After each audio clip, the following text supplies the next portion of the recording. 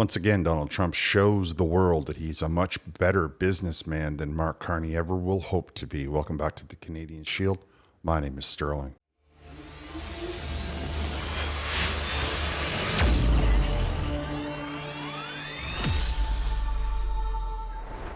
Now, we hear Mark Carney making speeches all over the world about how he's going to catalyze this and catalyze that, and he's going to take public dollars and give them to private companies, and somehow they're going to catalyze.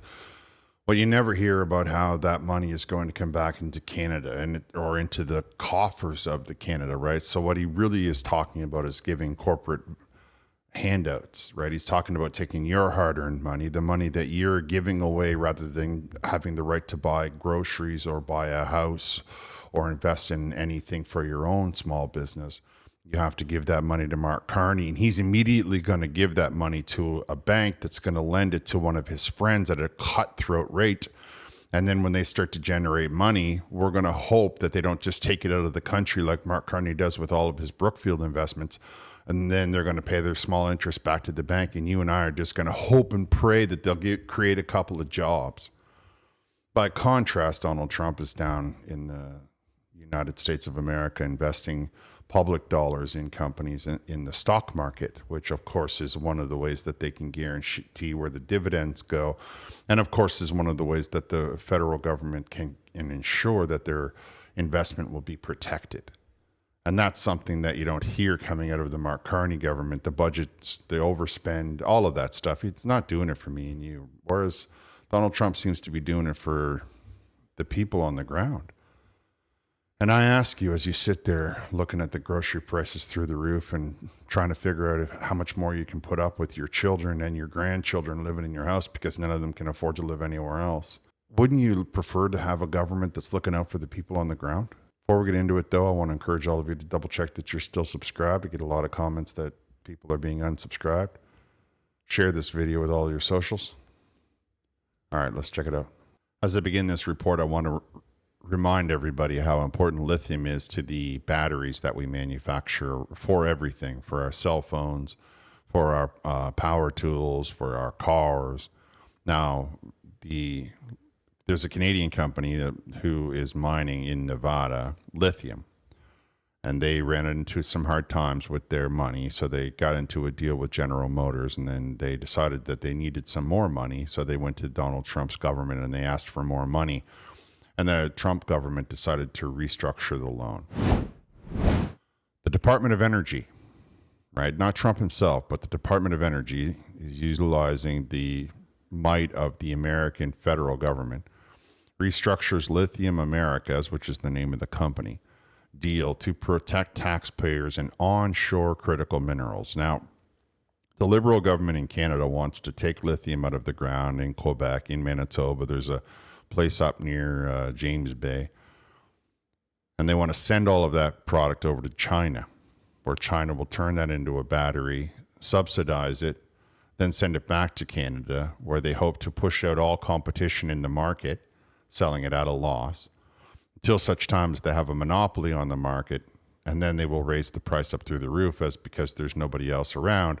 And the Liberal government will, in their hopes, will be in place to stop any new companies from starting, to catch up, to offer anything less. I don't think that that's a good idea for Canada at all. Now, we'll come back to this loan here. The U.S. Department of Energy has announced the Loans Program Office has restructured the deal with Lithium Americas Corp with support from General Motors to further protect taxpayers and solidify the launch of the only domestic source of lithium carbonate here in America. Now, you might be out there and saying, well, what do you mean they're going to buy batteries? I thought Donald Trump was all against batteries. It's a little more nuanced than that. Now, I'll get into the terms a little bit, but I just want to read this one paragraph, right? The U.S. government's stake in the project delivers on President Trump's agenda to better steward taxpayers' dollar and ensure the project will go forward, spurring the creation of manufacturing jobs and securing our nation's access to the largest confirmed lithium deposit in North America. Of course, a lot of people are upset because the mining company, Lithium Americas, is owned and traded on the TSX. It's a Canadian company. That's really neither here nor there from where we're sitting. We just see now that the American government has secured the largest lithium deposit known to exist on the North American continent. Before I go any further into this deal, I just want to point out, see that picture along the top there, how those apartments are all crammed in there like they were driven in cube vans?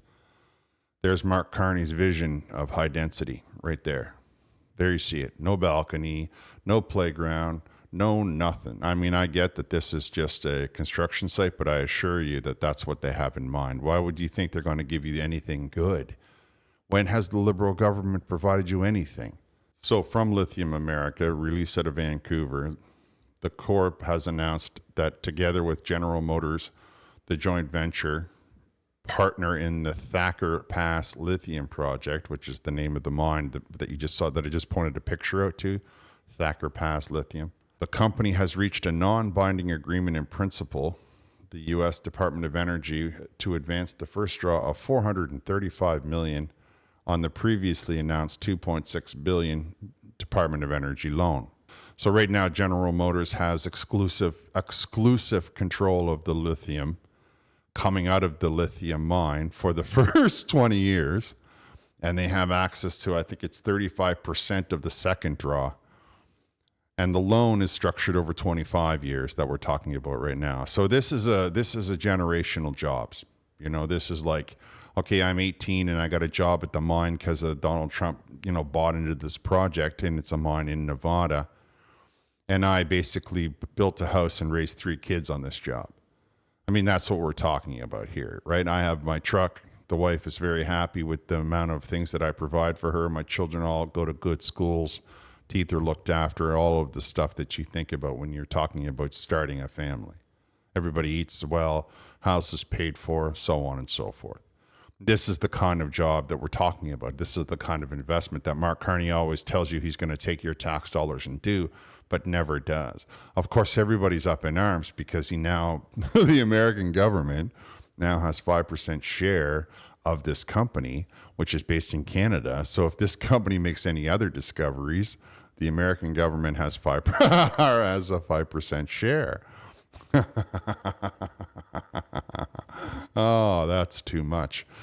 Like, just imagine in your mind the business savvy it took to negotiate this deal, and how Mark Carney can't even negotiate a deal to get, free avocados across the border. GM's existing offtake agreement allows GM to purchase up to 100% of production volumes from Phase 1 and up to 38% of total production volumes of the Thacker Pass for 20 years. GM retains the right of first offer on the remaining phase of Phase 2 production volumes, and following expiration of the offtake agreement's life of the mine offtake rights to market price for a percentage of a volume of Phase 1 and Phase 2 of the project.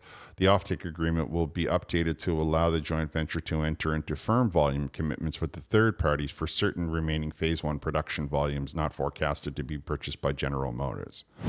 That means that all of the first Phase 1 will be the section that they're getting started on. That's what they need the money for. Everything coming out of there will belong to General Motors. They get first crack. Phase 2, General Motors will get first crack, and they are absolutely guaranteed to get 36% of it. This is all going towards batteries. Then anything that they're selling outside of that, General Motors gets a cut, gets a piece. And I'm sure so will the American population, because now the Department of Energy has told the loans office that they want this money to be directed to this company so that the dividends will return. Now, what's really important is the control of the lithium through General Motors, who is currently right now moving all of their production out of Canada back into the United States. So you can't believe for 1 second that the guy that's running, or the board of people that run General Motors, can't call Trump or text him directly to his personal private phone. I mean, this is a big outfit.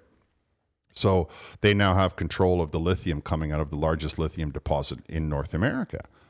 And you'll yeah, but we're not building electric cars. No, you're right, we're not. But you know what has a lot of electric batteries in it? Drones. You know what else has a lot of electric batteries in it? Missiles. A lot of electric batteries, a lot of electric guidance systems, a lot of electric batteries in the Apple just hammered out a deal. They've got 3 nuclear power plants being built in the United States of America, and their phones require batteries. I now know many of you are upset about their battery policy, but that doesn't change the fact that right now, the single largest supply of lithium for Samsung, for Google, for Apple is through one way or another now in the control of the General Motors Corporation.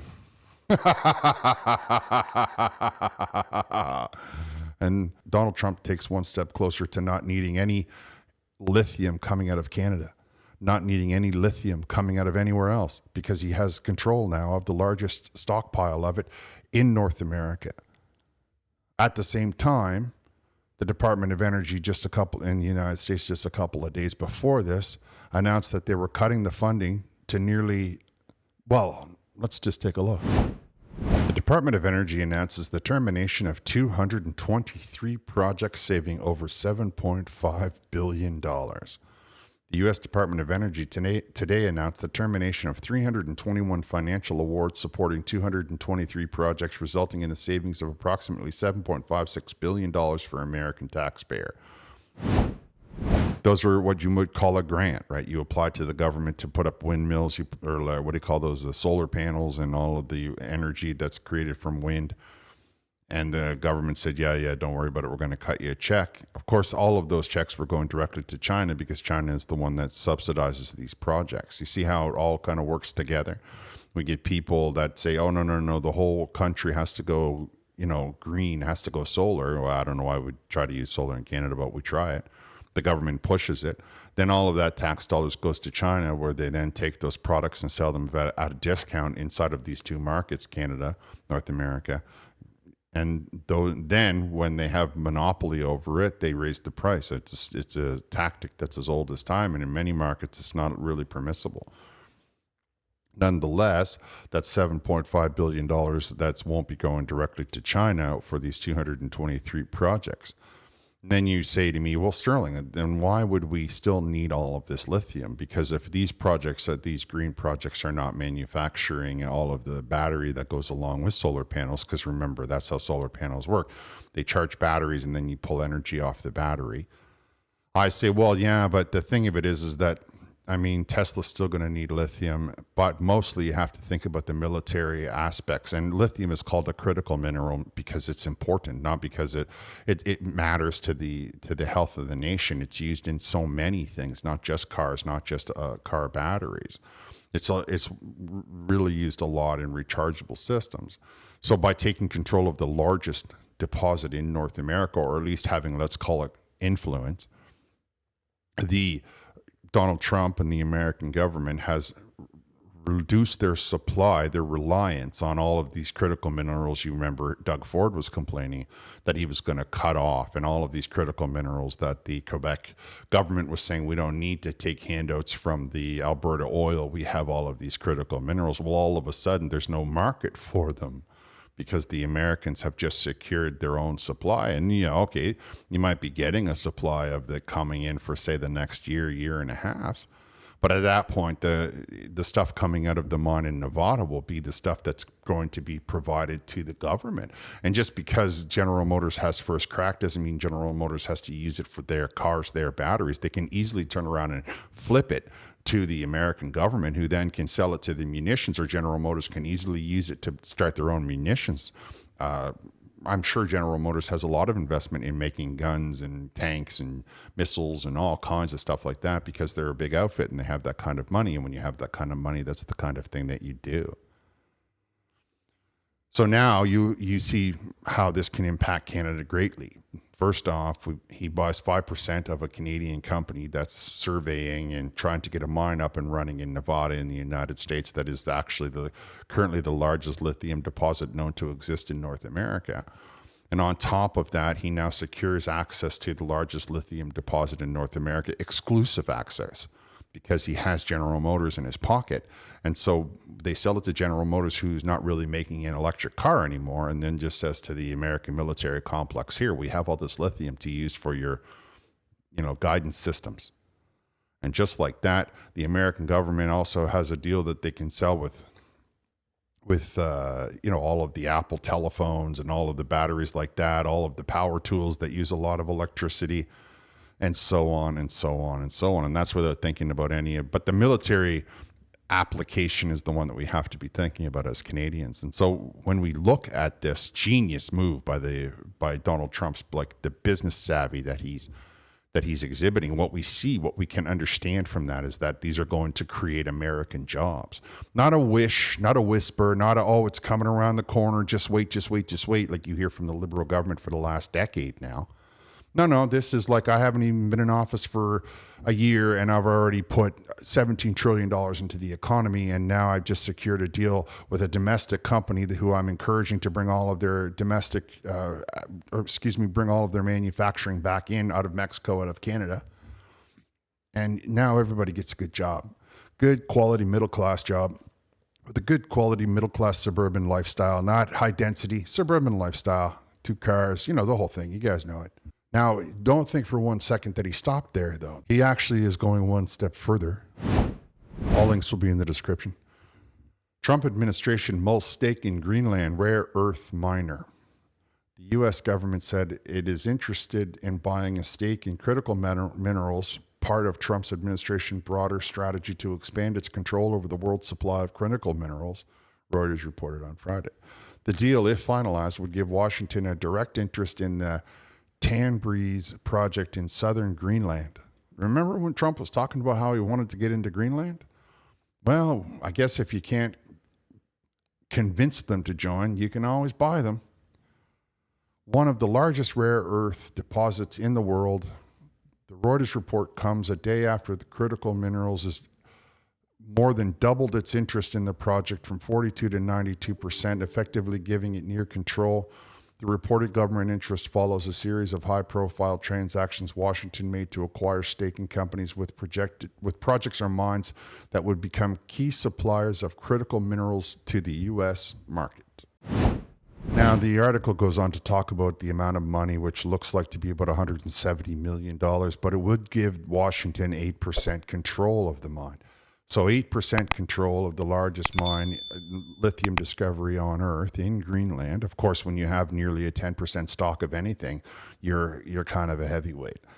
Now we say to ourselves, well, how would that impact Greenland? Well, the first thing you do is you need to put Americans on the ground in Greenland to look after that. And then you simply start to spread the money around, just like you see China doing when they bring influence in from Canada. It's not a different system. So I don't know that it's necessarily the same outcome, but I know that it's the same format, if you follow what I'm saying. But I guess that's a different report. This one, I just wanted to point out to you how the Liberal government is talking a big, tough talk about the rare earth minerals and how they're going to be negotiating Kuzma and how they're going to be doing all of this stuff. All the while, Donald Trump has secured access to critical minerals in Ukraine, if he can ever get them out securely, critical minerals in Nevada through a Canadian company and through General Motors. And now it looks like he's going to be acquiring an 8% stake in the largest lithium deposit on the face of the earth, which is in Greenland.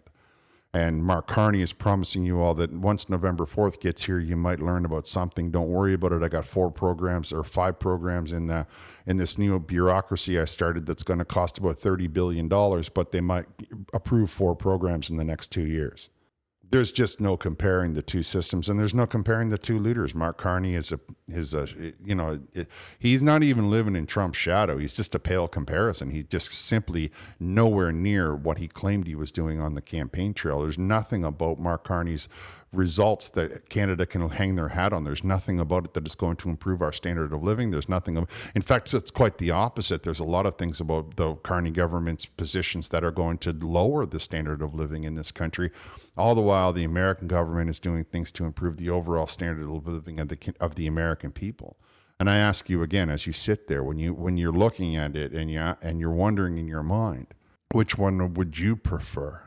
Do you want the government that's going to make sure that you can't say anything on the internet and is very careful about who gets to make any money? Or do you want a government that's going to give you freedom of speech, freedom of expression, and freedom of enterprise? And I'm not telling you that we should be doing the 51st. I'm just asking you, when you cast your vote, Did you tell yourself you were voting for what you're getting? Or did you tell yourself that you were voting for what the Americans are getting? And can you see now how those of us that are not on the far left, we're trying to tell you that no matter where you sit on this political spectrum, you need to have freedom of economy. You need to be able to have the freedom of choice so that you can have that control over which part of the world which route in this world you want your life to go. But that's just my opinion. You can let me know what your opinion is down in the comments. I'm going to wrap here. Thank you for listening. I'll talk to you next time.